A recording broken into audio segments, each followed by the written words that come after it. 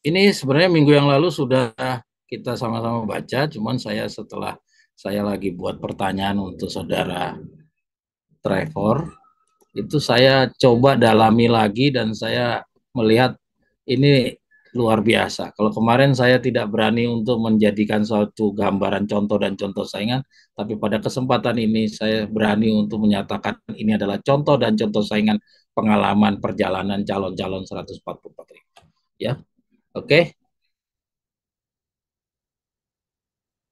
Oke, kita lihat di sini pelajaran dari pengalaman bangsa Israel, bagaimana sesuatu umat tidak memiliki pemimpin yang hadir di antara mereka. Gambaran setelah Victor Rutef meninggal. Ya, kepemimpinan Harun suatu contoh dari pekerja yang lemah dan mengikuti arus. Ya, nah kita coba sama-sama ikuti. Paragraf yang pertama kita dapat informasi. Kita langsung mengambil pelajaran-pelajaran poin dari apa yang disampaikan oleh Nyonya White. Ya, yang mana ini adalah apakah benar merupakan contoh dan contoh saingan bagi kita atau tidak? Coba kita ikuti apa yang disampaikan oleh Nyonya White. Selama Musa tidak berada di antara mereka, bagi Israel hal itu merupakan satu waktu menunggu dengan rasa cemas. Ya, oke, kita terus. Kita nggak usah baca seluruhnya, kita baca loncat-loncat saja karena panjang. Oleh karena selama berada di Mesir sudah terbiasa dengan ilah-ilah yang diwakili dengan benda-benda, maka sukarlah bagi mereka untuk berharap kepada satu oknum yang tidak kelihatan. Ya, kita lihat di sini. Jadi orang-orang Mesir ini, orang-orang Israel ini, walaupun tadi kita sudah sama-sama baca di dalam 1 Korintus 10, ya dikatakan mereka baca Alkitabnya sama, belajarnya sama, nabinya sama, Tuhannya juga sama, jalur jalannya juga sama, nggak ada yang ke kiri, nggak ada yang ke kanan, ya. Tapi coba lihat akibatnya apa yang satunya ini kok bisa mempunyai kebiasaan menyembah terbiasa dengan ilah-ilah yang diwakili dengan benda-benda. Yang satunya tidak. Ya, kenapa? Kenapa? Karena bangsa Israel kita sudah pernah baca yang dahulu, mereka membuka diri untuk bergaul dengan bangsa sekitar. Jadi artinya pengetahuannya dia jadi nambah. Yang tadinya dia pengetahuannya cuma akan Taurat dan kesaksian, dia akhirnya juga karena dia membuka pergaulan, dia mempunyai pengetahuan-pengetahuan yang berkembang, ya. Dan pengetahuan yang berkembangnya itu cenderung membawa dia kepada pelanggaran hukum, ya. Jadi artinya mereka sudah tidak murni lagi, ya, akan Taurat dan kesaksiannya dia sudah berbeda. Oke, kita lanjut. Kita ulangi lagi. Oleh karena selama berada di Mesir, sudah terbiasa dengan ilah-ilah yang diwakili dengan benda-benda, maka sukarlah bagi mereka untuk berharap kepada satu oknum yang tidak kelihatan. Ya, ini adalah cerita tentang waktu Musa naik ke Gunung Sinai. Ya, Musa meninggalkan mereka selama 40 hari.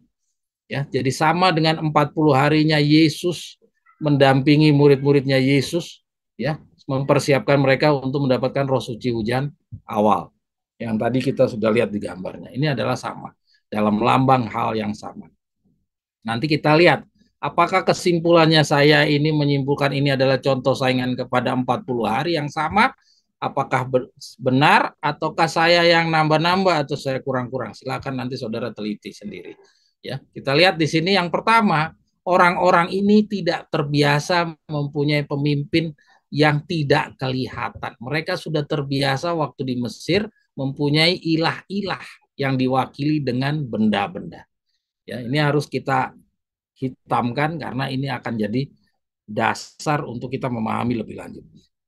Dan selama ini mereka telah bergantung kepada Musa untuk menguatkan iman mereka. Nah, jadi inilah praktek beragamanya orang-orang Israel waktu itu, dia bergantung kepada Musa.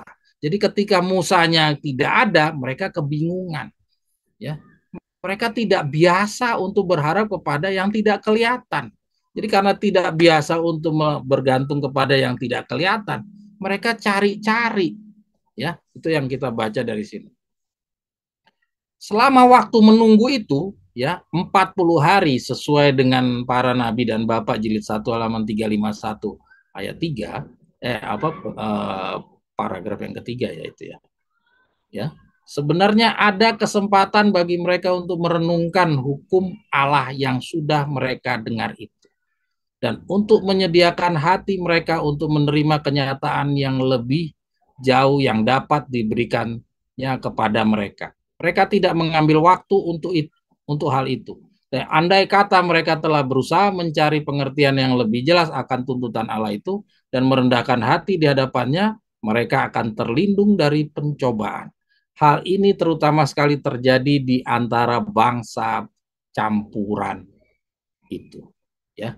Jadi artinya selama 40 hari ini seharusnya dia gunakan untuk merenung-renung. Ya, dibilang kata-kata Nyonya di sini, harusnya selama 40 hari ini dia merenung-renung hukum Allah yang sudah mereka dengar itu. Jadi hukum Allah itu sudah mereka dengar, bukan baru dikasih tahu. Ya, Ana boleh balik ke gambarnya Ana. Kita coba lihat dituangkan di dalam gambar seperti apa. Karena kita mau kaitkan dengan contoh dan contoh saingan. Ya. Nah, kita lihat di sini saudara-saudara sekalian, ya. Kita lihat ada tahun 1929, ada tahun 1955. Dan tahun 1955 itu Victor Hutev meninggal, ya. Dan Victor Hutev meninggalkan calon-calon 144.000 sendirian. Dan itulah ya kita lihat di dalam gambar ini ada dua bagian, akhir zaman yang di bagian atas, yang di bawah zaman Israel. Kita lihat di sini ya ada kotak dari tahun 1955 sampai tahun 2027. Ya, tahun 2027 kita semua sudah pelajari, sudah percayai bahwa disinilah nanti akan ada pembersihan sidang. Ya, tahun 1955 inilah masa Musa naik ke Gunung Sinai 40 hari. Dan di dalam masa inilah harusnya mereka merenung-renung kebenaran yang sudah disampaikan. Jadi bukan kebenaran yang baru Tuhan berikan. Cukup kebenaran yang sudah diberikan, itu saja mereka harusnya dia renung-renungkan kembali. Dia teliti-teliti lagi seperti yang tadi kita renungan pendahuluan. Dia dalami lagi, dia coba pelajari yang di bawah permukaan. Jangan hanya belajar yang di permukaan, tapi belajar yang di bawah permukaan. Maka dia seperti janji Nyonya Wai tadi, maka kamu akan mendapatkan apa kebenaran-kebenaran yang berharga itu sedang menunggu katanya. Ya. Nah, jadi kebenaran yang berharga yang di bawah permukaan itu akan muncul ke permukaan kalau digali. Nah, ini tidak digali dalam 40 hari oleh sebagian dari orang-orang Israel contoh saingan ini. Hanya sebagian yang menggalinya, dia menemukannya.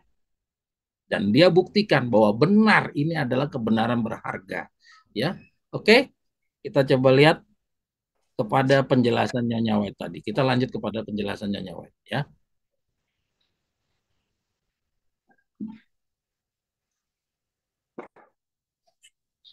Kita lihat, kita baca lagi pelan-pelan. Selama waktu menunggu itu sebenarnya ada kesempatan bagi mereka untuk merenung-renungkan hukum Allah yang sudah mereka dengar itu. Jadi bukan yang baru.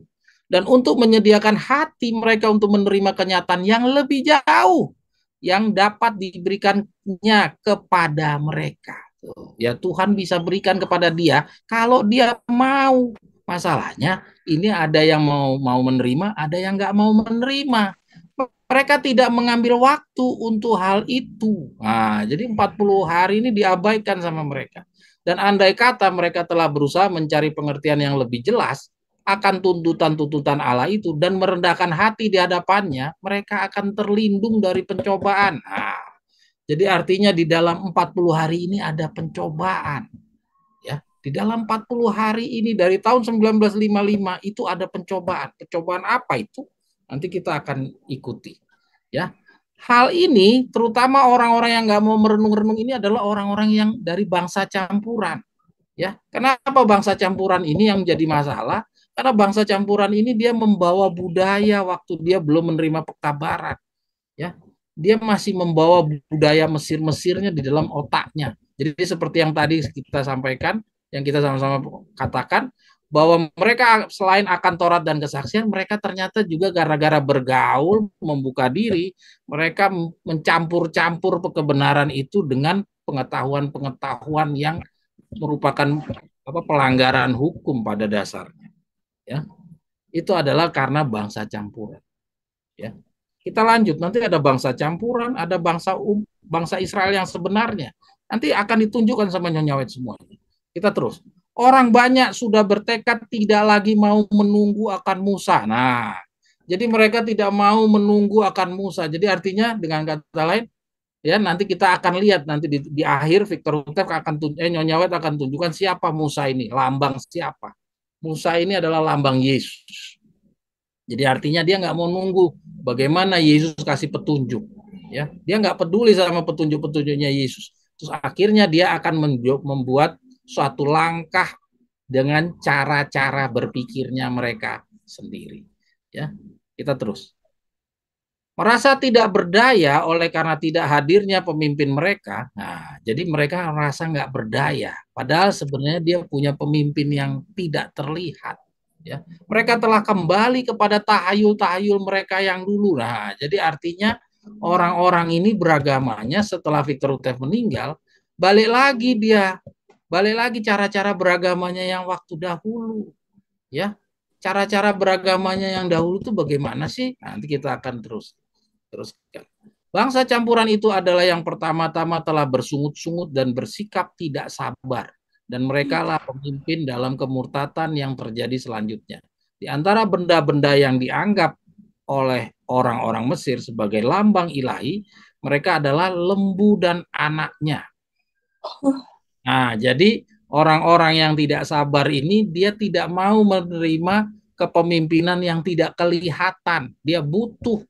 Karena dia kan tadi kita baca di paragraf yang pertama, mereka sudah terbiasa mempunyai ilah-ilah, ya, sehingga mereka bergantung kepada Musa. Ketika Musanya sudah tidak ada, mereka kebingungan. Dia mau harus ada pemimpin yang kelihatan, ya. Nah, dan karena mereka sudah terbiasa, ya, di antara benda-benda yang dianggap oleh orang Mesir sebagai lambang ilah, mereka adalah lembu dan anaknya.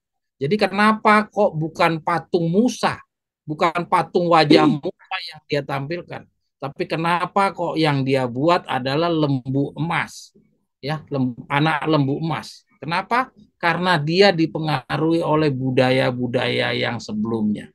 Ya, nanti dicontoh saingannya juga kenapa dia contoh saingannya kenapa kelompok yang satunya ini tidak membangun patung Victor Utef, tapi dia membangun bentuk yang mirip dengan Victor Utef, ya, bentuk yang biasa mereka sudah percayai sebelumnya, yaitu apa?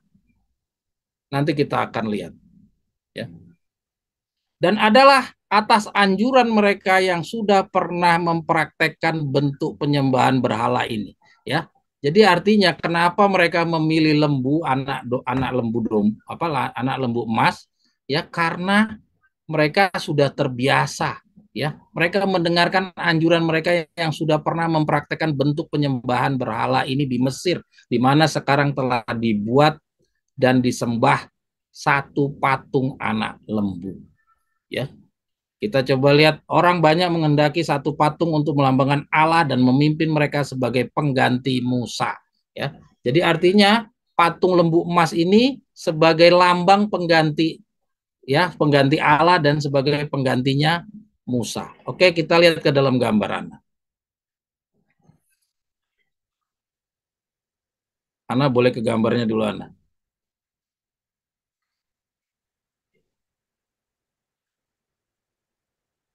Ya, kita lihat di sini. Kita kita lihat apa yang ada di dalam kotak. Ya, kita lihat patung lembu emas vs Tuhan memegang kendali dalam tangannya sendiri. Itu adalah contoh saingannya. Ya, jadi dari tahun 1991 sampai 2027, akhirnya umat Allah itu terbagi menjadi dua. Ya, di dalam pendidikan 40 harinya Rasul-Rasul pun juga otomatis umat Allah di saat itu terbagi menjadi dua. Ya, walaupun Yudasnya sudah meninggal, tapi sebagai contoh saingannya, maka dari saat itulah sudah mulai terpisah antara gandum dan sekam. Demikian juga di dalam lambang cerita dari Musa ini, dari tahun 1991 mulailah ada satu jenis peribadatan yang baru, yaitu mereka mempunyai organisasi berlawanan dengan bagaimana Tuhan bekerja di dalam pekerjaan yang paling terakhir ini. Ya, sebagaimana kita tahu bahwa setelah Victor Hutev meninggal, maka kepemimpinan itu di dalam tangannya Tuhan. Tapi mereka ini tidak rela bahwa kepemimpinan itu dipimpin oleh oleh pemimpin yang tidak kelihatan. Mereka mau ada pemimpin yang kelihatan. Ya, nah sekarang pertanyaannya, kenapa kok organisasi yang mereka buat? Ya, kenapa kok organisasi yang mereka buat? Ya, di sini memang kita butuh analisa, saudara. Ya, kita harus merenungkan. Kenapa kok organisasi yang mereka buat? Kenapa organisasi berikut para pemimpin-pemimpin yang mereka puja-puja? Ya, kenapa? Ya, kenapa? Kita harus ingat di dalam Amaran sekarang jilid 1 nomor 5 dibilang ada berhala-berhala. Ada 3 berhala, yaitu buatan tangan, ya, terus orang-orang yang dipuja-puja dan emas pakaian emas dan perak. Dalam hal yang kita bicarakan ini, kita bukan bicara tentang emas dan perak, tapi kita sedang bicara dengan 2 berhala yang di atas, yaitu berhala yang satu adalah buatan tangan, ya, dan berhala yang kedua adalah orang-orang yang dipuja-puja. Itu Victor Hutev yang sampaikan. Jadi buatan tangan itu adalah organisasi, dan yang kedua adalah orang-orang yang dipuja-puja. Siapa dia? Pemimpin-pemimpin yang ada di organisasi tersebut. Ya, oke. Jadi kembali ke gambarnya lagi, Ana. Kepada tulisan Ana.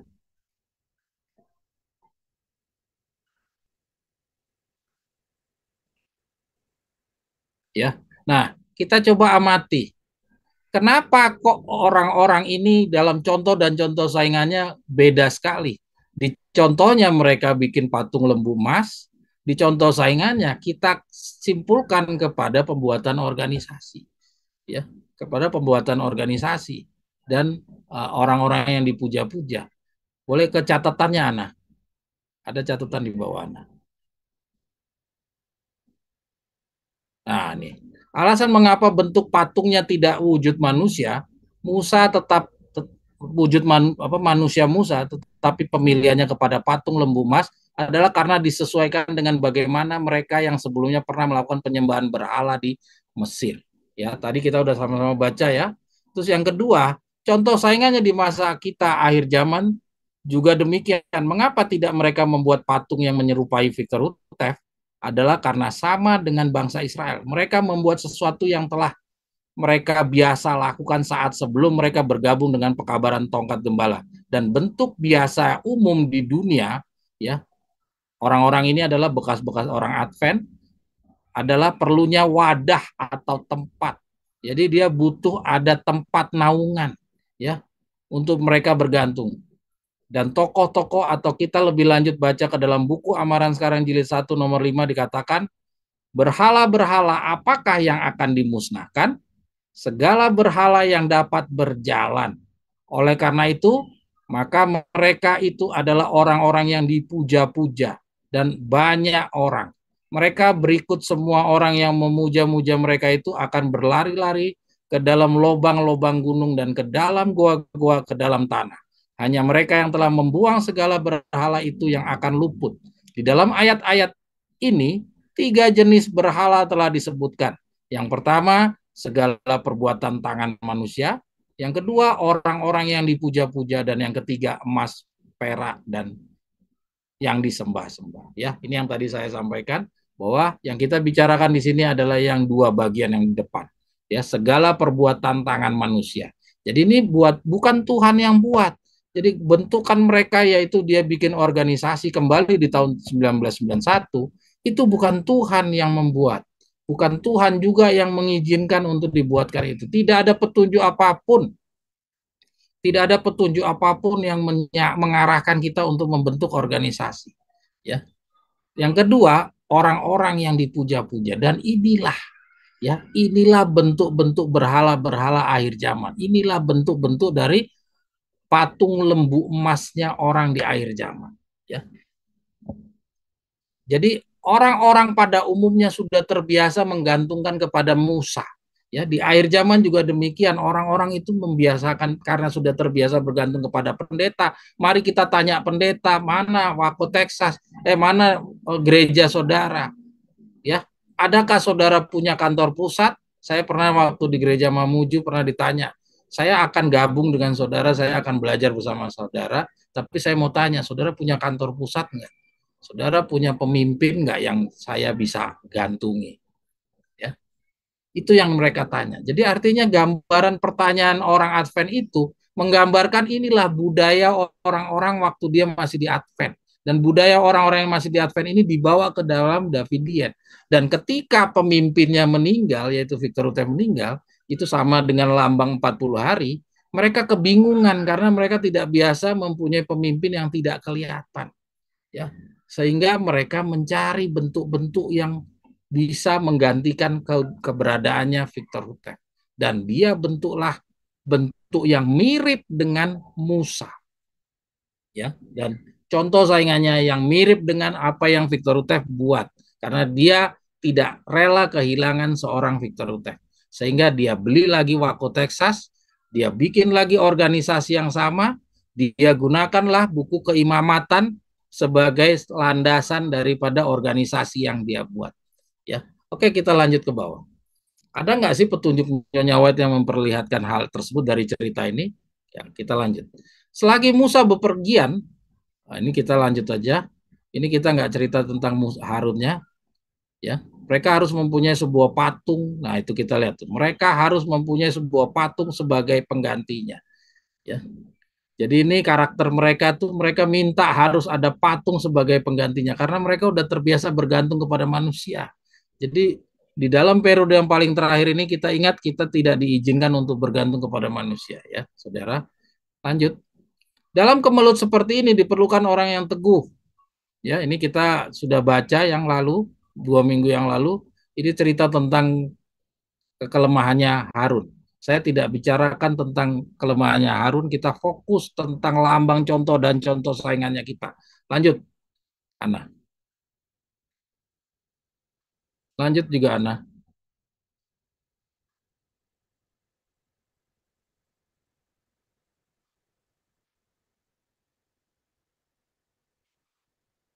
Oke, berhenti, Ana.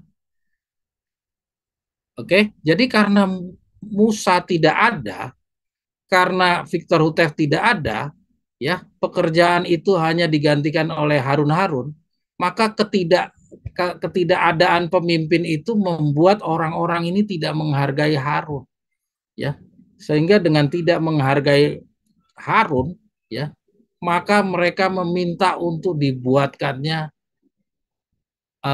patung lembu emas, ya.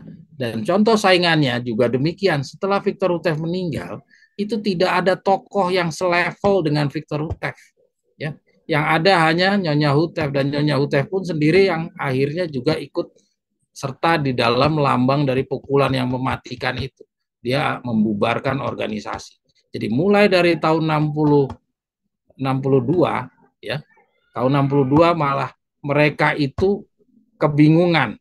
Selama tahun 62 sampai tahun 91, itulah saat-saat mereka kebingungan karena tidak mempunyai seorang pemimpin yang terlihat.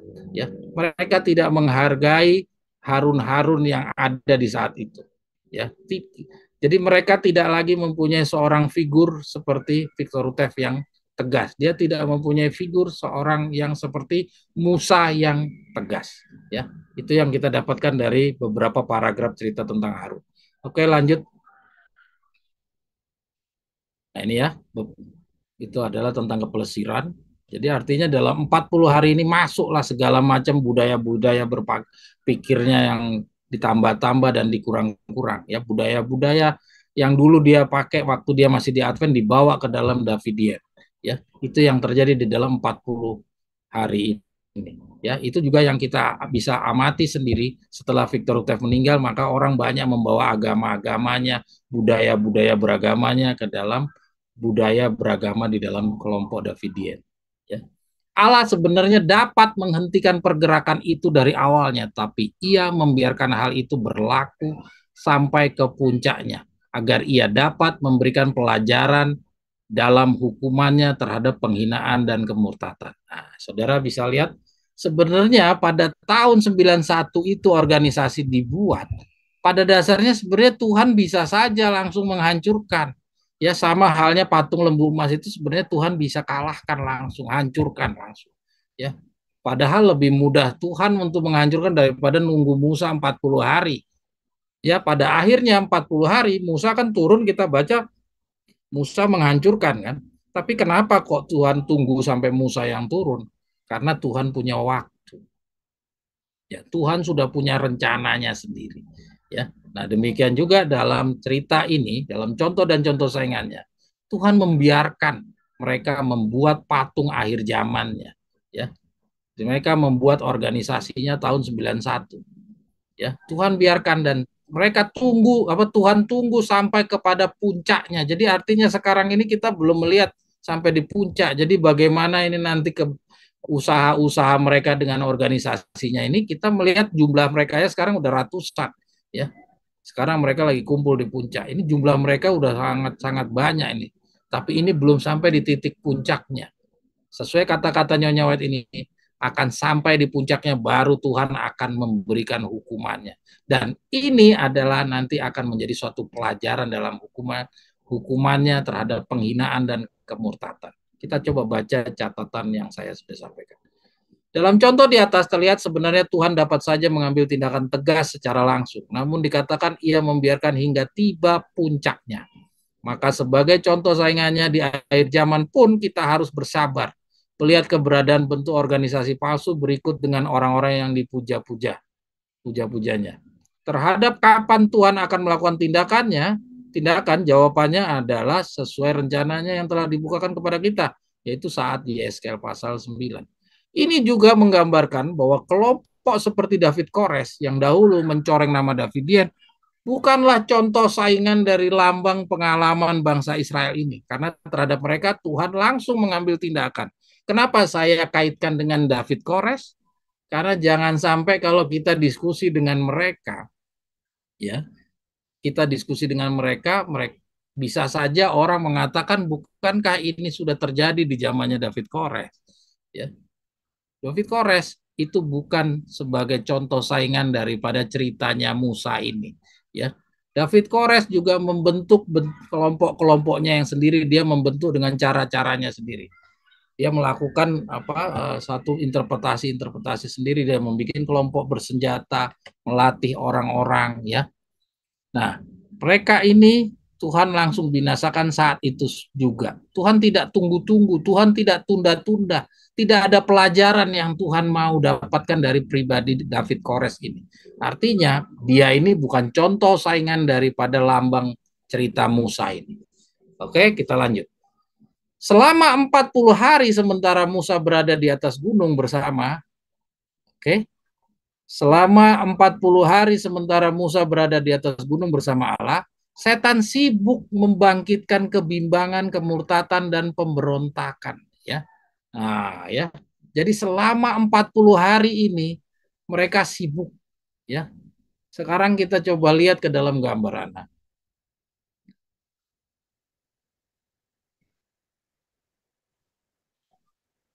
Ya, nah kita coba lihat di dalam gambar anak, gambar ini. 40 hari ini katanya setan itu sibuk. Ya, saudara lihat itu kotak-kotak yang di bawah, saya bagi dua lagi, ada tahun 1955, ada kotak yang di penjelasannya itu dimulai dari tahun 1962. Nah, kita lihat tahun 62 itu contoh saingannya, lihat bangsa Israel meminta Harun membuat patung sebagai lambang pemimpin yang kelihatan sebagai pengganti Musa. Ya, mudah-mudahan dari bagan gambar ini kita bagi-bagi ini memudahkan kita untuk mengerti. Ya, dipilihnya patung lembu karena sebagian sudah pernah menyembahnya. Ya, itu tahun 1962. Tidak dimulai dari tahun 1955, tapi setelah 62 itu usaha ya. Bukan patungnya udah dibuat, patungnya baru dibuatnya tahun 91. Tapi usaha itu dilakukan dari tahun 62 sampai tahun 91.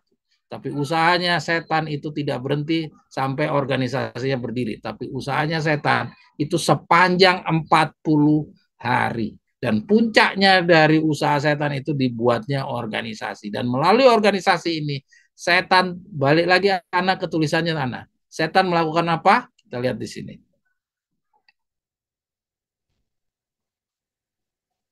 Ya, ini lihat, setan sibuk membangkitkan kebimbangan, kemurtatan, dan pemberontakan. Jadi saudara-saudara sekalian, saudara-saudara pernah menjadi sasaran dari mereka. Saya yakin saudara-saudara pernah menjadi sasaran dari mereka. Saudara Ferry mungkin sering juga didatangi sama kelompok mereka untuk bergabung kepada organisasi mereka. Mereka selalu kalau diskusi dengan kita, jualan mereka adalah organisasi. Ya, Ria waktu dia mempengaruhi saya, ya waktu awal-awal Ria dulu bergabung dengan Wako Texas, jualannya Ria adalah organisasi. Ya, jadi artinya sama dengan lambangnya bangsa Israel ini. Jualannya adalah patung lembu emas sebagai pengganti Musa, ya sebagai pengganti apa mereka itu membutuhkan suatu pemimpin yang kelihatan. Mereka nggak rela untuk pemimpin yang tidak terlihat. Oke, lanjut Ana.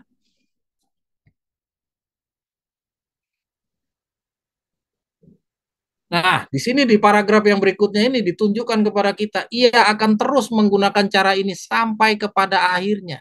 Jikalau dengan terang-terangan ia mengaku sedang berperang melawan Allah dan hukumnya, manusia akan waspada. Jadi kalau setan itu terang-terangan, dia tampil dengan dirinya, ya nggak ada yang mau belajar, nggak ada yang mau gantung kepada mereka. Tetapi inilah cara yang ia lakukan. Ini kita baca cara yang bagaimana yang setan lakukan di akhir zaman ini, di dalam 40 hari. Tetapi ia telah menyelubungi dirinya dan mencampur baurkan yang benar dengan yang palsu, dengan yang salah. Kepalsuan yang paling berbahaya ialah kepalsuan yang bercampur dengan kebenaran. Dan inilah yang dilakukan di dalam 40 hari. Jadi jangan saudara heran kalau dia kenapa nggak bikin patung Victor Hutev. Kan gampang sekarang bayar orang aja bikin patung terus wajahnya dibikin lah dilukis-lukis semirip-mirip Victor Hutev. Kan bisa. Tapi kalau Tuhan, kalau mereka, kalau setan buat seperti itu, di saat sekarang ada nggak sih manusia yang masih nyembah-nyembah patung? Tidak ada. Saat ini yang nyembah patung itu hanya di orang-orang yang di suku Baduy, yang di batu-batu, yang di gunung-gunung. Sekarang orang-orang modern tidak bergantung lagi kepada patung. Orang-orang modern yang dicari adalah bagaimana dia punya kebiasaan beragama yang sebelumnya. Selalu mari kita tanya pendeta, mari kita tanya sama bapak tua, katanya dia. Nah, budaya-budaya beragama itulah yang dibawa kepada periode saat 40 hari tidak ada seorang pemimpin. Ya, jadi setan coba mempengaruhi orang membuat yang mirip dengan yang aslinya sehingga bagaimana dulu Victor Hutev bekerja yaitu melalui organisasi, maka mereka juga membuat yang mirip dengan itu yaitu organisasi. Terus bagaimana Victor Hutev dulu memilih tempat di mana tempatnya di Waco Texas, mereka beli lagi tuh tanah tanah di tempat yang waktu dulu Victor Hutev membangun. Jadi dia buat sedemikian miripnya dengan yang asli, ya. Terus dia juga bikin struktur organisasi kepemimpinan organisasinya juga dengan buku keimamatan, ya. Jadi bagaimana sulitnya kita untuk mencari salahnya dari mereka, ya. Jadi butuh orang yang mau belajar dari bawah permukaan. Kalau kamu belajarnya hanya yang di permukaan, ya kamu akan jatuh, ya kamu akan jatuh. Kalau kamu mau belajar yang di bawah permukaan seperti yang kita sedang lakukan, barulah kamu akan menemukan kebenaran yang berharga. Kalau kamu tidak mendapatkan kebenaran yang berharga, maka kamu hanya di permukaan. Dan mereka sampai detik ini, mereka tuh belajarnya cuma yang di permukaan. Silakan saudara kalau mau gabung sama mereka, belajar, amati. Mereka belajarnya cuma yang di permukaan, sedangkan yang di bawah mereka nggak mau. Seperti yang kita lakukan ini, mereka tidak akan lakukan. Ya, padahal ini demikian tertulis. Kita lanjut. Ya. Oleh cara ini, setan telah menguasai dunia ini, tetapi harinya akan datang bila mana kemenangannya itu akan diakhiri untuk selama-lamanya. Nah, kata-kata ini menunjukkan apa? Contohnya contoh dari pengalamannya Musa ini, pengalaman bangsa Israel selama 40 hari ini. Ini tidak hanya sebuah dongeng yang berhenti di dalam cerita 40 hari itu saja, tapi ini contoh yang akan berlaku sampai di saat apa ini? Saat di akhir untuk selama-lamanya tuh. Jadi artinya lambang 40 hari ini berlaku sampai di akhir, sampai selama-lamanya. Ya. Oleh cara ini setan telah menguasai dunia, tetapi harinya akan datang bila mana kemenangan itu akan diakhiri untuk selama-lamanya. Jadi artinya peristiwa contoh dari 40 hari ini akan ada contoh dan contoh saingan sampai di mana setan itu kalah. Jadi di saat setan itu kalah, di saat itulah contoh dan contoh saingan ini nanti akan tergenapi. Ya, jadi kalau ada saudara yang nggak sepakat dengan apa yang saya sampaikan ini, membuat contoh dan contoh saingan, saudara amati paragraf yang ini. Ya, dikatakan bahwa cerita 40 hari ini akan terus sampai di saat si setan itu nanti akan kalah. Ya, jadi gambaran tentang kalahnya setan itu nanti akan tergambar dari cerita tentang 40 hari ini. Mungkin kalau saudara katakan ini belum tegas, nanti kita akan lihat di dalam paragraf yang berikutnya. Ada nggak kutipan yang lebih tegas lagi, ya, mengizinkan kita untuk menjadikan ini sebagai contoh dan contoh saingan. Ya, kita coba baca dulu note-nya dari saya. Kita perhatikan dalam contoh bangsa Israel ini, setan bekerja tidak terang-terangan. Mereka menggunakan orang-orang yang tidak dicurigai dan ia mencampur baurukan yang benar dengan yang salah. Itulah sebabnya ia membuat patung lembu emas akhir zaman yang sedemikian mirip dengan Musa yang Musa contoh saingan atau Victor Hutef dahulu pernah buat, yaitu memilih tempat yang di mana dahulu Victor Hutef dirikan organisasinya dan kepengurusan organisasinya pun disesuaikan dengan buku keimamatan. Oke, lanjut. Apabila ia memasuki perkemahan itu, Musa melewati orang-orang yang sedang berpesta pora itu. Kemudian ia mengambil berhala itu dan mencampakkannya ke dalam api. Setelah itu, ia menggilingnya menjadi seperti tepung. Dan setelah menghamburkannya ke dalam satu sungai yang mengalir dari atas gunung, ia menyuruh orang banyak meminumnya. Dengan demikian ditunjukkan bagaimana sia-sianya dewa yang mereka sembah itu. Ya. Jadi Musa setelah ujung dari 40 hari, Musa itu menunjukkan ketegasannya dia, ya. Ketegasannya Musa ini melambangkan siapa? Kita baca lebih lanjut. Pemimpin besar itu memanggil saudaranya yang bersalah itu dan dengan tegas menanyakan, engkau dipengapakan? Ini yang kemarin kita udah samakan, apa kita sampaikan bahwa ini terjemahannya kurang baik. Orang Advent punya. Orang banyak ini maka engkau mendatangkan atasnya salah yang begitu besar. Harun berusaha untuk membela diri dan seterusnya. Kita nggak usah baca ya. Jadi artinya di sini Harun membela diri. Ya, kita coba baca yang paling bawah. Tetapi dalih-dalih serta keterangan palsunya tidak menolongnya. Dengan adil, ia telah diperlakukan sebagai pemimpin kemurtatan itu. Sekarang kita lihat catatan yang saya udah buat. Dalam paragraf ini kita lihat dikatakan sia-sianya dewa yang mereka sembah itu. Ya, jadi sia-sia dewa yang mereka sembah. Ya, Musa hancurkan, terus disuruh minum airnya kepada orang Israel itu. Ya, kita lihat di sini betapa sia-sianya dewa yang mereka sembah itu. Hal ini menunjukkan sama sekali Tuhan tidak melihat terdapat hal yang baik dari patung lembu emas yang mereka buat. Ini berarti sama halnya dengan kita sekarang. Walaupun tampaknya organisasi dan pemimpin mereka buat sesuai dengan buku keimamatan, namun janganlah sampai sempat mempengaruhi kita hingga kita terkesan. Ya, saudara ingat, ini contoh dan contoh saingan. Jadi walaupun dia demikian buat sedemikian miripnya, terus dia pakai buku keimamatan, jangan sampai Anda terkecoh. Ya, saudara-saudara, mereka membuat sedemikian miripnya dengan yang aslinya. Jadi kalau saudara menggunakan perasaan, mungkin saudara akan bergabung dengan mereka. Ya, kita lanjut.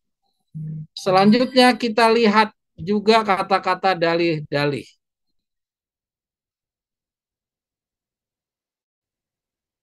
Selanjutnya kita lihat juga kata-kata dalih-dalih serta keterangan palsu. Keterangan palsunya itu tidak menolongnya. Di sini artinya perlu menjadi peringatan bagi kita yang terkesan dengan organisasi dan pimpinnya di akhir zaman ini, kesemuanya itu nanti bila murkanya telah sampai tidak akan mampu merubah amarahnya. Jadi kita jangan cari maaf-maaf, jangan cari-cari alasan. Kalau kita sudah pernah gabung sama mereka, segeralah saudara tinggalkan. Apapun juga yang mereka buat itu Tuhan tidak berkenan. Ya. Nah, paragraf yang berikutnya ini di paragraf halaman 346, paragraf yang kedua, ya.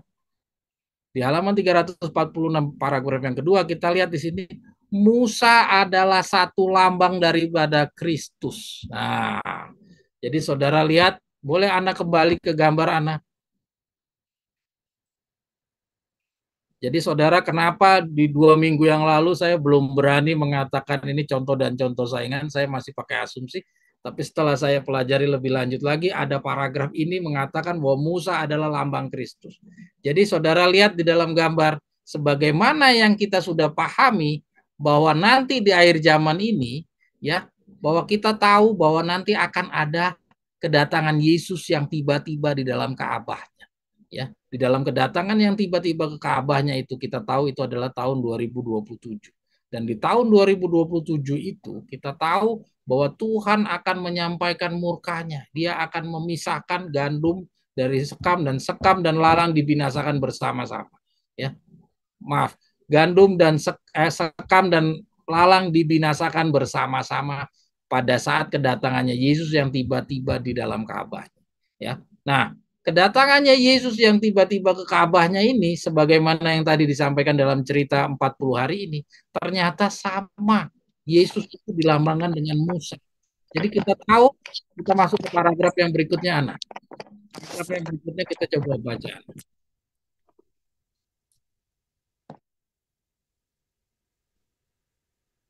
Kita ke paragraf yang berikutnya. Nih, kita lihat ya.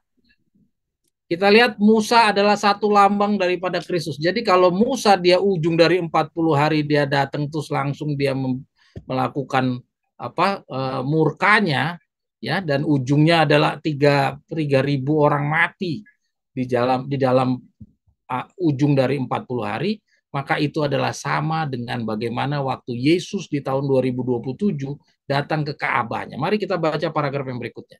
Ana boleh digeser, Ana?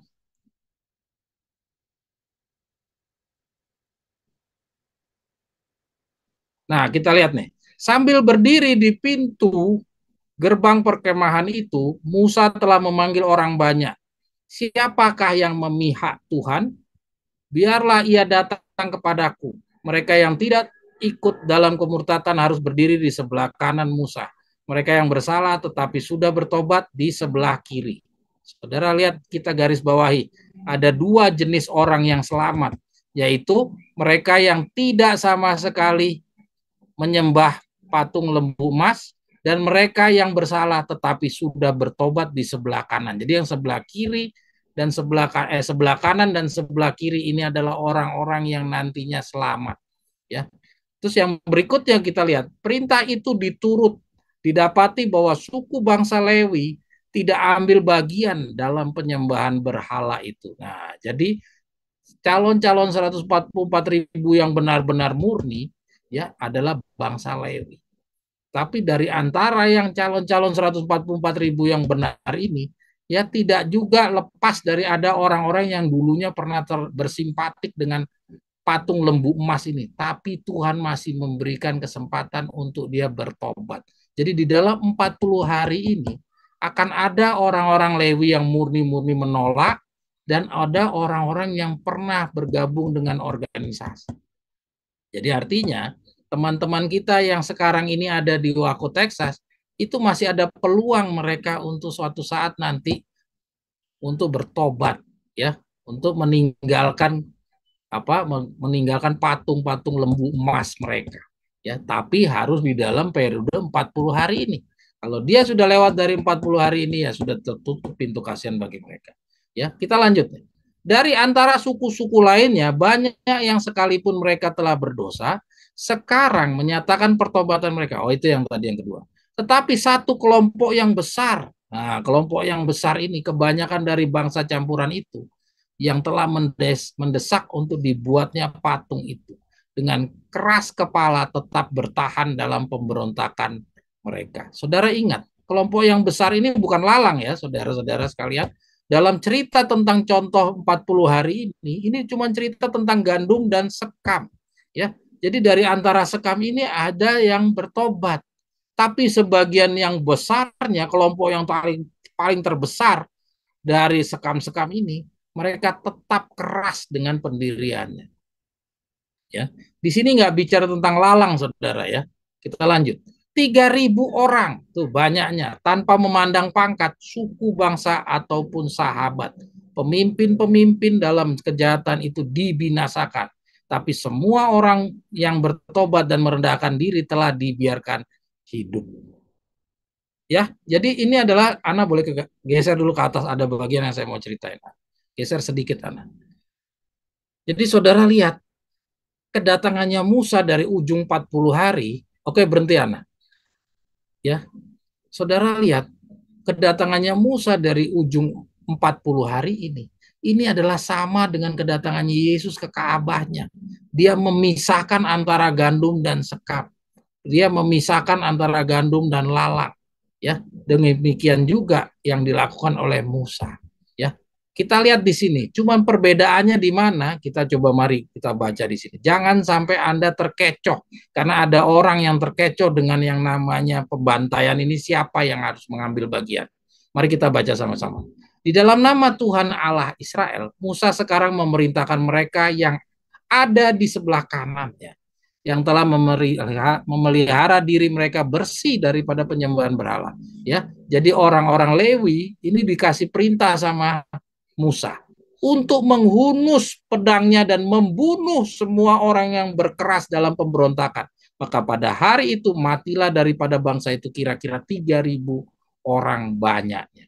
Saudara lihat, di dalam contohnya 40 harinya Musa, siapa yang disuruh melakukan pembantaian di antara umatnya? Siapa? Orang-orang Lewi. Ya. Tapi di dalam contoh saingannya, siapa yang ditugaskan untuk membantai orang-orang yang tidak setia ini? Ya, orang-orang sekam dan orang-orang apa? Orang-orang lalang. Siapa? Malaikat-malaikat dari Yeskel pasal 9. Nah, ini jadi hati-hati saudara. Karena kalau kita mau pelajari apa yang menjadi landasan atau latar belakang David Kores melatih pasukannya, melatih anggota-anggotanya bersenjata, karena mereka mungkin memandang ini, saya menduga ya, menduganya dia membaca ini. Jadi mereka berlatih seperti tentara, ya, itu karena mereka mengira bahwa ada tanggung jawab dia untuk membinasakan. Ya, saudara Ferry selamat tutup sahabat duluan. Ya. Jadi orang-orang David Kores ini kenapa dia pakai melatih pasukannya, apa anggota-anggotanya seperti tentara, karena dia mengira bahwa dia ada tanggung jawab untuk membunuh saudara-saudaranya sendiri.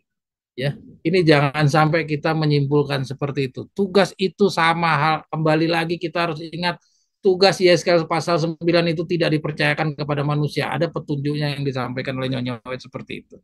Jadi tidak perlu kita terpaku dengan petunjuk dari tulisan Nyonya White ini. Ya, ini hanya contoh, tapi dan contoh saingannya ada petunjuk yang lainnya. Maka itu kita tugasnya adalah banding membandingkan. Ya, jangan kita berpegang kepada hanya satu kutipan, kita mengabaikan kutipan yang lain. Kita harus banding membandingkan.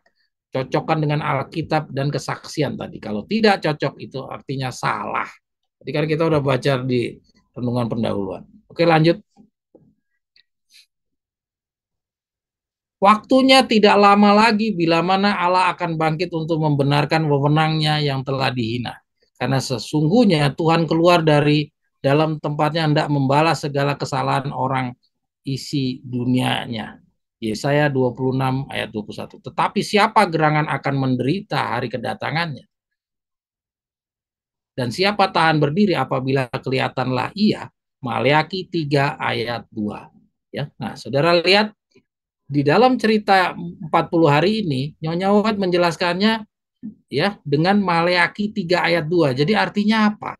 Artinya peristiwa 40 hari ini jangan kita anggap ini sebuah dongeng yang berhenti hanya di dalam cerita bangsa Israel. Ternyata ini mempunyai contoh dan contoh saingan sampai di periode Maleakhi 3 ayat 2. Maleakhi 3 ayat 2 jelas-jelas ini adalah periode calon 144.000. Maka ini contoh 40 hari ini harus jadi pegangan kita untuk bisa memahami ada apa di dalam periode yang paling terakhir ini. Jadi di dalam jawaban petunjuk Nyonya White ini terjawablah kepada kita sekarang apa yang harus kita lakukan pada saat pemimpin kita sudah tidak ada. Di dalam 40 hari ini diberikan petunjuknya. Jadi petunjuk peristiwa Musa ini benar-benar memberikan gambaran kepada kita. Hanya kalau kita mau mempelajari apa di bawah dari permukaan. Jadi jauh-jauh hari sebenarnya Nyonya White udah kasih tahu, kamu nggak perlu bangun patung lembu emas, kamu nggak perlu gabung ke organisasi. Kalau nggak ada pemimpin yang terlihat, ya sudah tenang-tenang saja. Karena ada testimonies to minister 300. Kita lanjut lagi ya. Ini Maleakhi 3 ayat 2 ini semakin meyakinkan kita bahwa ini adalah contoh dan contoh saingan bagi keselamatan kita. Kita lihat lagi di dalam yang bagian berikutnya. Ini lebih tegas lagi ya, bahwa ini adalah contoh dan contoh saingan bagi kita. Bagaimana mereka yang telah menginjak-injak wewenangnya itu dapat bertahan terhadap kemuliaannya pada hari pembalasan yang dahsyat itu, kegentaran di Sinai kepada orang banyak itu menggambarkan pemandangan yang akan terjadi pada hari penghukuman. Nah, kira-kira salahkah kalau Reinterinate menjadikan ini pelajaran tentang 40 hari ini adalah contoh dan contoh saingan dari pengalaman calon-calon 144.000? Saya yakin saudara juga sepakat dengan saya. Karena apa? Karena ini petunjuk Nyonya White sudah sangat tegas menunjukkan bahwa peristiwa 40 hari ini adalah sebuah gambaran apa yang akan dialami calon-calon 144.000 setelah tahun 1955 itu Victor Hutef meninggal. Jadi bayangin ini Nyonya White hidup itu jauh di bawah tahun 1955. Jauh sebelum Victor Hutefnya hidup. Nyonya White sudah kasih ramalan apa yang harus kalian lakukan kalau nanti pemimpin saudara nggak ada. Saudara jangan ikut-ikutan kalau ada orang nawar-nawarin bentuk-bentuk yang mirip dengan patung lembu emas. Ya, kalau ada orang yang nawarin bentuk-bentuk patung lembu emas, itu artinya hasil pekerjaannya setan. Ini jauh-jauh hari sudah disampaikan oleh Nyonya White, tapi orang-orang tuh tidak aware. Ya, sama seperti orang-orang murid-muridnya Yesus, itu kebenaran sudah disampaikan sama Yesus, tapi mereka tidak menghiraukan. Jadi membuat kematiannya Yesus itu benar-benar mengecewakan. Ini tulisan ini sudah ada dari sebelum Victor Hutef hidup. Jadi kita pun sekarang di dalam periode 40 hari ini, kita bukan membuat kebenaran-kebenaran yang baru. Kita cuma menggali saja kebenaran-kebenaran yang sebenarnya sudah ada dari kebenaran ini. Hanya menunggu untuk kita menggali karena ini ada di bawah permukaan. Ya tidak? Mari kita baca notnya. Musa adalah satu lambang daripada Kristus. Dikatakan dalam paragraf 355.4 bahwa Yesus akan datang dengan murkanya, Maleakhi 3 ayat 2. Dan dalam contoh saat Musa kembali dari Gunung Sinai, ia melakukan pemisahan dan perintah pembantaian kepada mereka yang tidak setia. Maka jelas sekali bagi kita para pemegang kebenaran sekarang dapat menyimpulkan bahwa peristiwa dari 40 hari Musa naik ke Gunung Sion ini merupakan contoh dan contoh saingan bagi bagaimana keadaan calon-calon 144.000 mendekati penyelesaian pekerjaannya di sidang Laodikia setelah ditinggalkan oleh Victor Hutef. Pelajaran pengalaman 40 hari Musa naik ke Gunung Sinai ini membantu kita untuk mengetahui apa yang harus kita lakukan setelah meninggalnya Victor Hutef. Apakah perlu kita mendirikan kembali bentuk-bentuk kepemimpinan yang mirip dengan saat kepemimpinan Victor Hutef, ataukah kita lanjutkan pekerjaan tanpa bergantung kepada lambang-lambang atau figur yang kelihatan? Ya, di sini dikasih jawabannya sama tulisan 40 hari ini. Pelajaran ini juga mengawal kita untuk waspada terhadap hasil-hasil pemikiran orang-orang yang tampaknya aktif bekerja bagi Tuhan, yang sebenarnya merupakan agen-agen setan yang dikatakan selama 40 hari kekosongan pemimpin dalam bangsa Israel sibuk membangkitkan kebimbangan dan kemurtatan dan pemberontakan.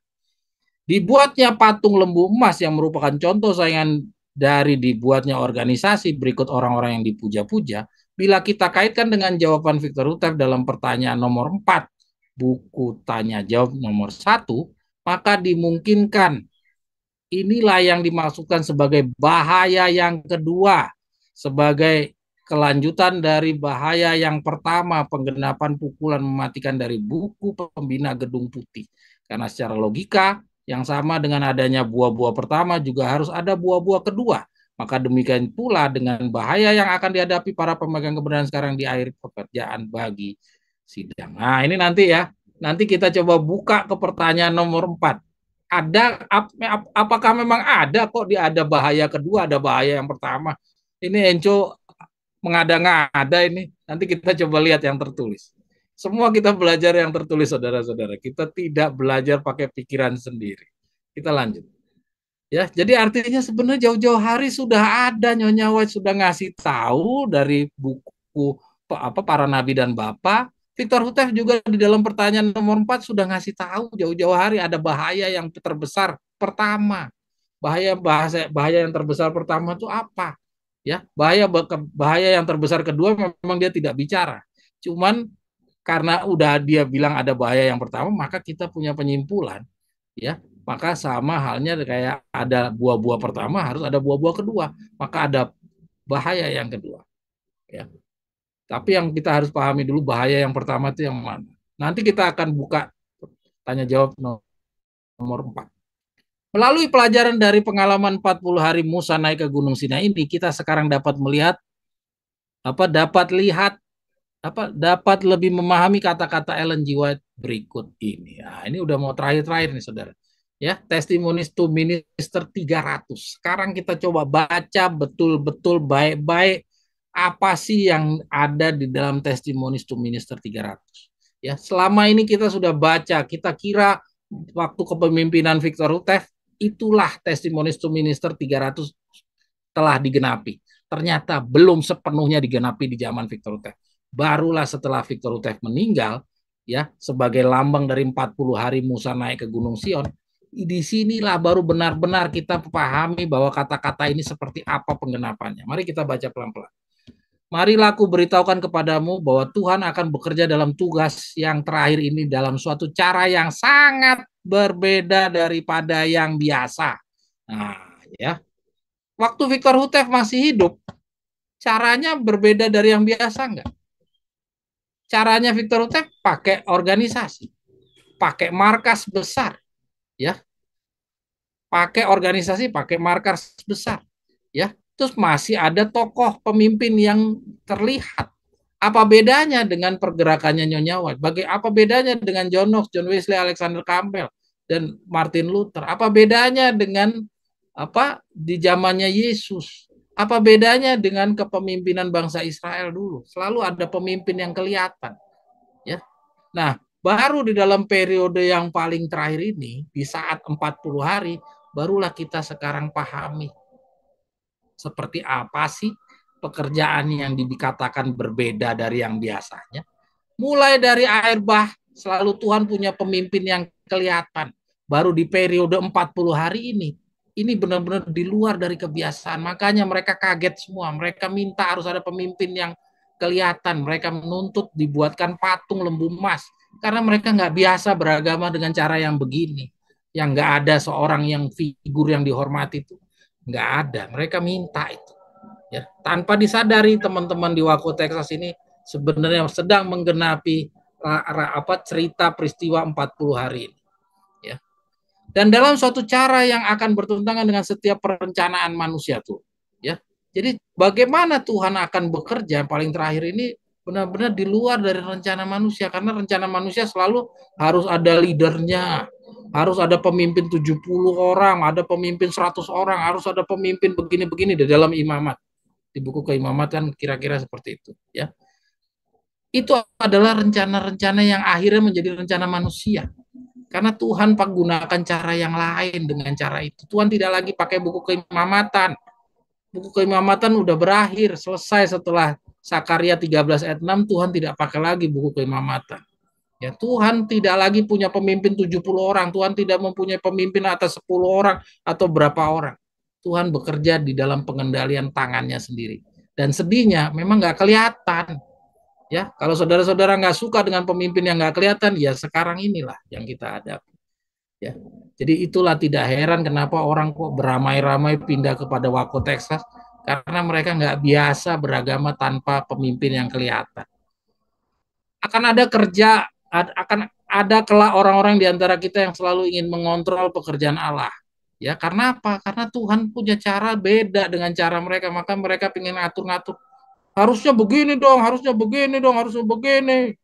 Ini John Terry nanti begini, bokono. Nah, udah. Ya, untuk mengatur bahkan sampai kepada pergerakan-pergerakan apa saja, sampai apa aja itu diatur-atur. Yang hendak dibuat sewaktu pekerjaan bergerak maju di bawah pengarahan dari malaikat itu. Nah, ini jelas kan? Kata-kata itu malaikat ini artinya di dalam periode kepemimpinan pekabaran tongkat gembala. Tapi Ellen G. White memang nggak bisa meramalkan apakah malaikat itu sudah masih hidup atau meninggal. Nyonya White kan jauh nih, kata-kata ini ditulis waktu Nyonya Victor Rutevnya aja belum muncul. Yang bergabung dengan malaikat yang ketiga dalam pekabaran untuk diberitakan kepada dunia. Allah akan menggunakan berbagai cara dan sarana oleh mana ia itu akan tampak bahwa ia sedang memegang kendali di dalam pemerintahan, di dalam tangannya sendiri. Jadi akan terlihat jelas. Jadi kalau kita benar-benar peka, kita akan lihat, ternyata di sini ada ngomong 2027, di sana di negara mana itu Stella kan ngelihat ada 2027 juga, di sana juga ada lagi bicara ini, bicara itu. Loh, kan kita nggak pernah komunikasi sama mereka, kan kita nggak pernah bicara sama mereka. Kok bisa mereka mempunyai pemahaman yang mirip dengan kita, sama? Ya, nah itu artinya apa? Menunjukkan bahwa Roh Allah bekerja, dan Roh Allah ini bekerja atas perintah dari Tuhan Allah. Dan itulah bukti bahwa Tuhan bekerja di dalam kendali tangannya sendiri. Oke, kita lanjut.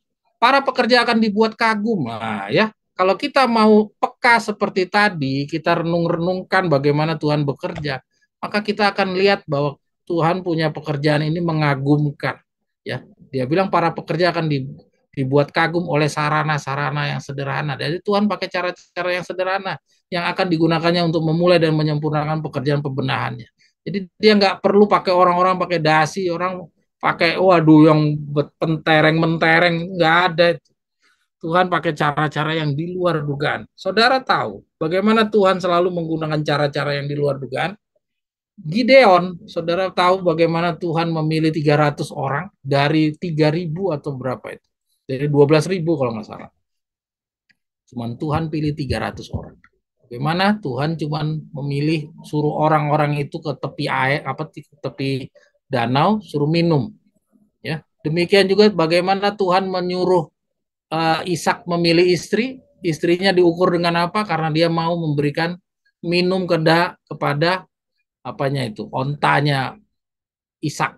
Ya, demikian juga bagaimana Tuhan menyuruh bangsa Israel menghancurkan tembok Yeriko. Itulah cara-cara yang Tuhan membuat para pekerja-pekerjanya kagum melihatnya. Dan cara-cara yang demikian juga Tuhan akan memperlihatkan di dalam periode yang paling terakhir. Ya. Oke. Nah, yang berikutnya, selain dari kata-kata tersebut dilanjutkan oleh Victor Houteff, mari kita baca penjelasan Victor Houteff. Jadi di dalam buku traktat nomor 1 jam ke-11 ekstra, ini Victor Houteff sudah jelaskan Testimonies to Minister P300 ini. Ya, Victor Houteff sudah kutip. Tapi di dalam paragraf berikutnya saya dapatkan yang berikut ini. Allah telah berjanji bahwa di mana para gembala-gembala didapati tidak benar, ia akan mengawasi sendiri kawanan dombanya. Dalam masa ini, emas akan dipisahkan daripada sanganya di dalam sidang. Jadi di masa ini, ya di masa di mana Tuhan memegang kendali di dalam tangannya sendiri. Bukan di masa Tuhan mempercayakan kepada organisasi. Tuhan pegang sendiri di dalam masa ini katanya. Di saat Tuhan memegang kendali sendiri. Jadi di masa Tuhan 40 hari, tidak ada seorang pengganti Musa yang Tuhan tunjuk. Tuhan sendiri yang mengambil alih. Di masa inilah Tuhan akan datang, katanya, memisahkan dari antara sanga dalam sidang. Peribadatan yang benar akan jelas dapat dibedakan daripada semua peribadatan yang hanya dalam rupa saja. Banyak bintang yang sudah kita agung-agungkan karena kecerdasannya selama ini, kelak pada masa itu akan pergi masuk ke dalam kegelapan. Orang-orang yang pernah malu-malu dan kurang percaya pada diri sendiri akan kelak menyatakan diri mereka secara terbuka bagi Kristus dan kebenarannya. Mereka yang terlemah dan ragu-ragu di dalam sidang kelak akan jadi seperti Daud. Ini sering kita baca dulu, ya. Waktu kita masih gabung-gabung sering kita baca, tapi ternyata kita baru pahami sekarang bahwa seperti apa sih maksud dari kata-kata itu. Yaitu rela untuk bertindak dan berani. Testimonies volume 5 halaman 88.1. Ya, traktat nomor 1 jam ke-11 ekstra subbagian pekabaran murni dan mutlak. Bagaimanakah pekabaran itu kelak mencapai orang banyak itu? Oke, Ana yang paling terakhir lagi Ana di dalam tulisan yang paling terakhir penutup baru nanti kita balik ke gambar Ana. Ke penutupnya dulu Ana.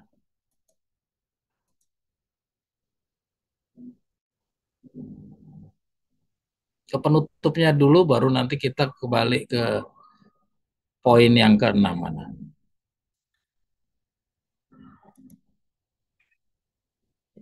Oke, ini yang penutup.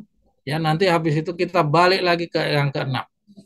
Kita nanti akan telusuri tanya jawab pertanyaan nomor 4 tadi itu. Ya. Oleh sebab itu, ya, maka kenyataan bahwa dari kereta itu Tuhan memerintahkan kepada nabi itu, ya. Ini saya ambil dari buku apa Ana boleh lihat oh bawah di bawah ya nanti. Nah, traktat nomor 1 panggilan jam ke-11 ekstra. Ya, buku yang sama yang tadi ya. Kita coba baca sama-sama. Oleh sebab itu, maka kenyataan bahwa dari kereta itu, ya, kereta ini adalah kereta Yeskel pasal 1, ya, traveling throne. Ya, dari kereta itu Tuhan memerintahkan kepada nabi itu, lihat yang kita hitam-hitamkan, untuk pergi berbicara. Jadi pertama dari kereta itu Tuhan memerintahkan kepada nabi itu, yaitu Victor Utep. Jadi Yeskel 1 itu melambangkan, Yeskel itu adalah Victor Utep. Ya, untuk pergi berbicara mengantarkan pekabaran kepada umatnya. Dan bahwa pekabaran itu berjumlah seluruhnya lebih dari 1.250 halaman buku-buku yang telah diterbitkan semenjak tahun 1930 yang mengungkapkan kebenarannya dari berbagai segi, ya.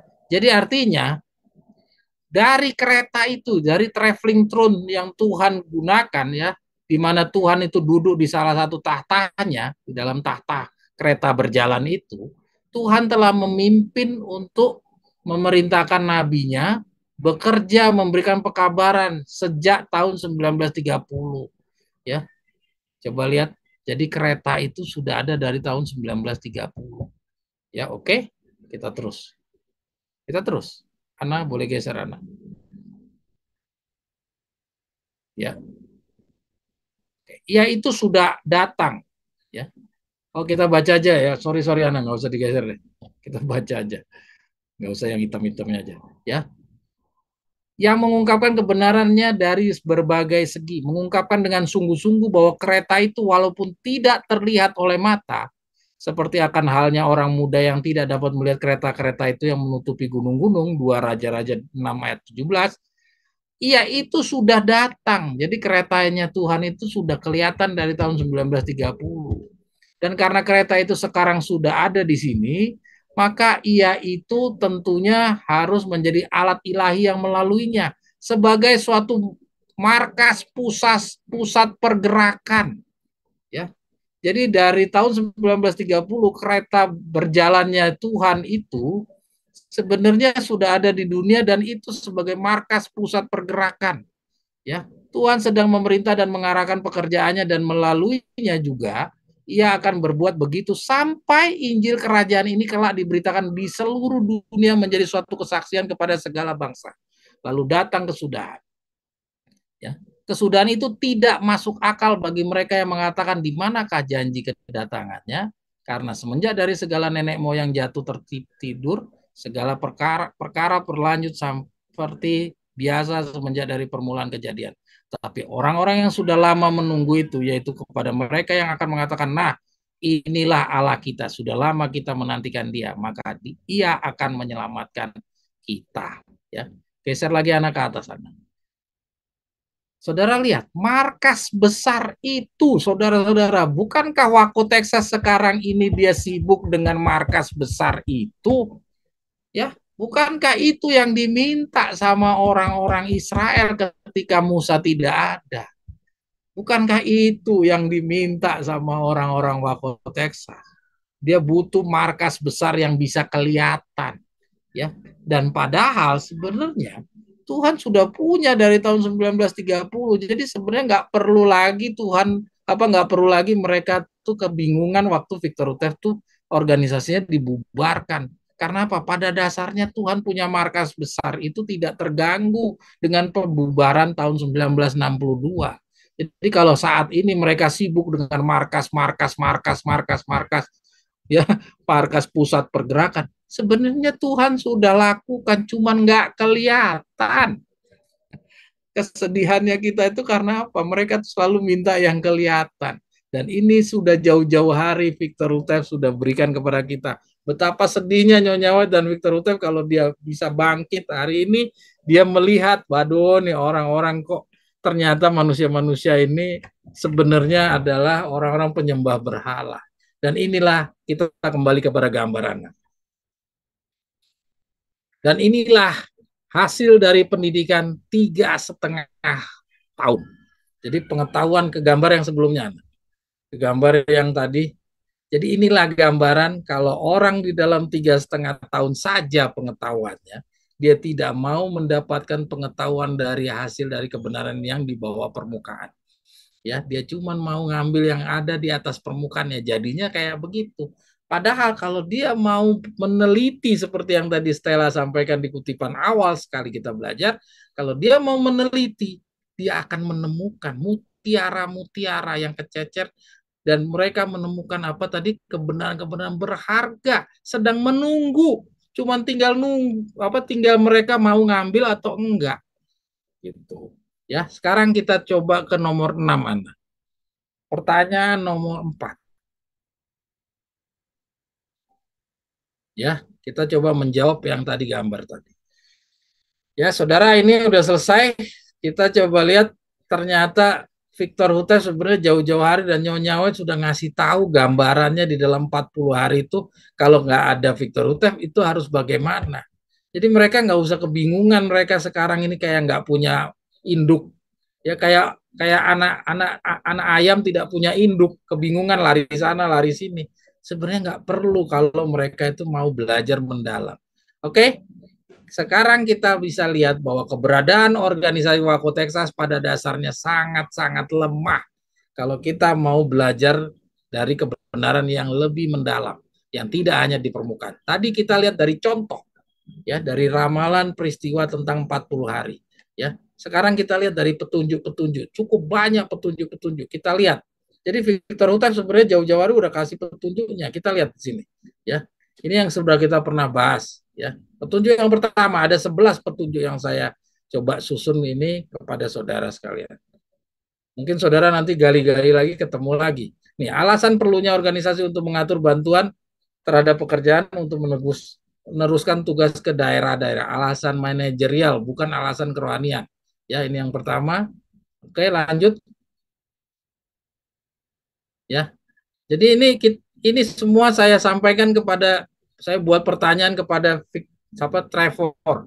Saya nggak tahu apakah Trevor nanti akan menerima atau tidak, itu urusan dia. Tapi kita coba sampaikan yang demikian tertulis.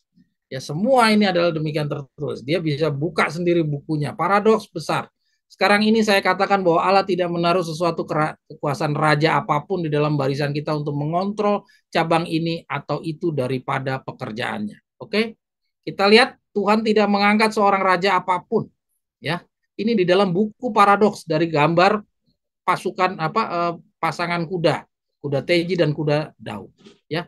Lambang pasukan kereta kuda itu adalah andalannya grupnya Ria, grupnya Waco Texas. Tapi dia nggak sadar di dalam buku itu ada petunjuk Nyonya White yang memberikan gambaran. Petunjuk Victor Utef bahwa pergerakan itu setelah organisasi Victor Utef meninggal, ya, organisasi dibubarkan tahun 1962, pekerjaan itu tetap harus berjalan terus, nggak lagi bergantung pada organisasi. Kita bisa tahu itu dari mana? Lanjut paragraf yang berikutnya, Ana. Ya, kita lihat dulu di sini bahwa Allah tidak mengangkat seorang raja apapun. Dan raja ini ada di mana? Di dalam paragraf yang berikutnya kita akan lihat. Oh, di dalam yang nomor berikutnya, Ana. Nah, ya ini paradoks besar sepanjang zaman ini aku pakai buku yang lama ini. Halaman 8 nanti bisa dicari. Ya.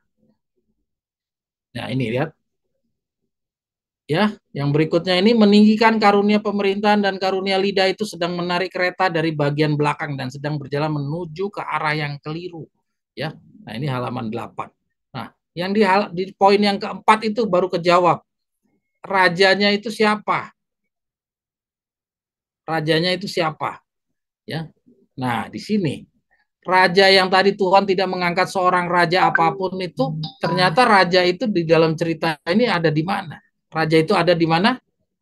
Keahlian setan telah dipakai. Ia bekerja membatasi kebebasan beragama. Organisasi-organisasi akan bekerja di bawah pengendalian setan untuk mengantarkan manusia ke bawah pengawasan manusia. Maka kepalsuan dan penipuan akan memperlihatkan kesamaan yang semakin semangat mencari kebenaran dan semangat bagi memajukan kerajaan Allah. Jadi coba saudara lihat. Jadi pada saat Victor Hutef menjelaskan nubuatan Sakaria pasal 6, pasangan kuda, ya Victor Hutef sebenarnya sudah membekali kita bahwa hati-hati, bahwa nanti organisasi itu akan bekerja di bawah pengendalian setan, keahlian setan akan dipakai. Ini Victor Hutef sudah kasih ramalan jauh-jauh hari. Jadi pada saat organisasi buatannya dia dibubarkan tahun 1962, jangan Anda ciptakan organisasi lagi. Karena kalau Anda buat ciptakan organisasi lagi, artinya saudara akan jadi bagian daripada orang-orang yang dipakai oleh setan. Ini sudah disampaikan oleh Victor Hutef di dalam buku Sakaria pasal 6. Heran nih, waktu Texas nggak baca apa gimana ini ya. Oke, lanjut Ana. Ini nomor 4. Kita terus. Terus. Nomor 5, ya. Nah, ini lihat. Mengapa binasa? Kita kini sedang melakukan jenis perbuatan penghancuran yang sama melalui perantaran tantangan yang terorganisasi. Jadi melalui bentuk-bentuk organisasi. Oke, lanjut. Ya, lanjut.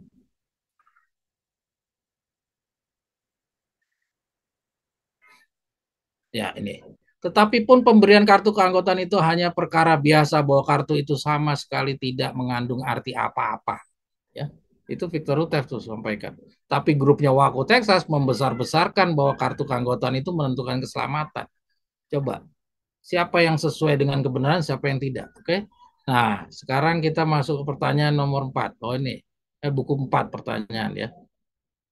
Nah, ini tentang seseorang yang bukan orang Advent, bisa nggak jadi calon 144.000?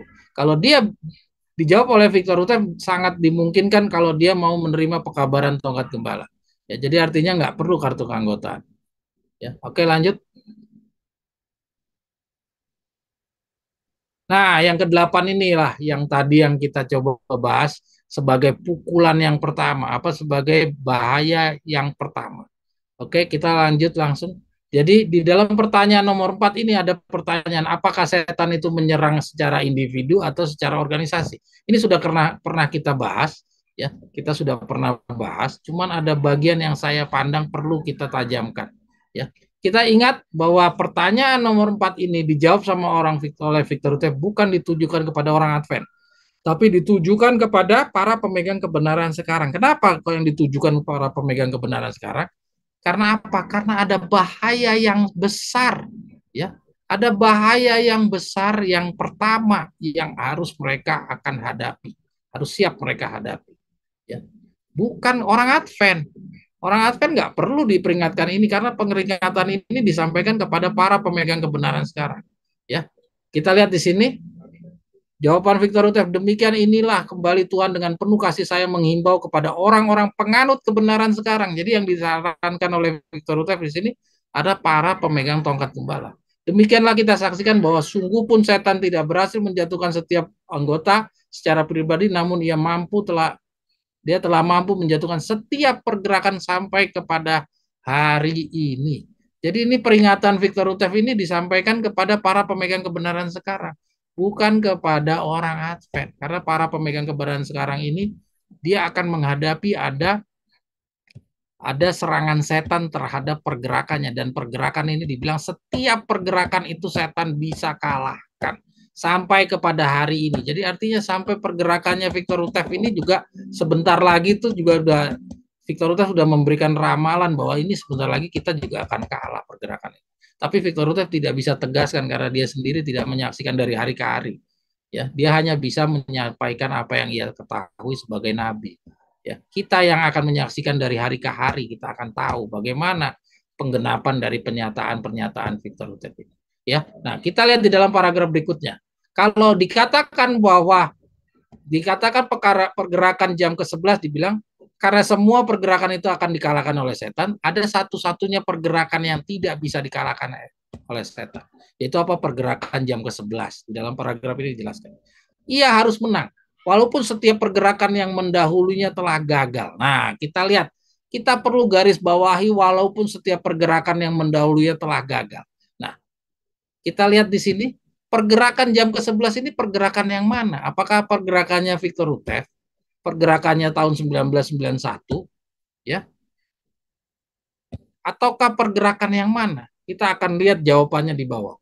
Ia itu bertujuan bukan untuk bernubuat lagi kepada banyak bangsa, melainkan kepada semua. Dan karena ia harus pergi kepada orang-orang yang belum mendengar kemasyhuran namanya, dan untuk membawa rumah Tuhan semua umat kesucian keluar dari segala bangsa, maka ia dengan sendirinya telah diramalkan untuk mampu bertahan.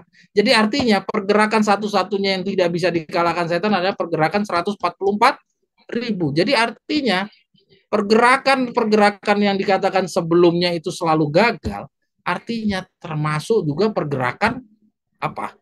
Bukan hanya pergerakannya Victor Utev tahun 1962, termasuk juga pergerakan tahun 1991-nya yang dibentuk lagi sama mereka. Itu pada dasarnya sebenarnya produk-produk dari setan. Karena apa? Karena yang benar-benar berhasil itu hanya 144.000. Pergerakan yang lainnya itu semua gagal. Sampai pergerakan yang dibuat oleh Victor Utev sendiri juga gagal. Jadi kalau ada orang yang membuat pergerakan yang baru lagi, ya, setelah tahun 92 pergerakannya Victor Utev dibubarkan, maka jelas-jelas pergerakan yang jelas-jelas gagal ini adalah bukan atas perintah Tuhan. Ini adalah niatan buatannya si pengaruh setan yang tadi tadi yang membuat setan sibuk apa apa tadi itu kata-katanya, setan sibuk membimbangkan, membuat mereka bimbang, terus membuat mereka memberontak, membuat mereka apalah itu yang tadi yang kita baca di dalam ceritanya 40 hari. Ya. Jadi artinya organisasi yang mereka buat di tahun 91 itu adalah dia. Ya. Artinya buatan anggota agen-agen dari setan. Oke, lanjut.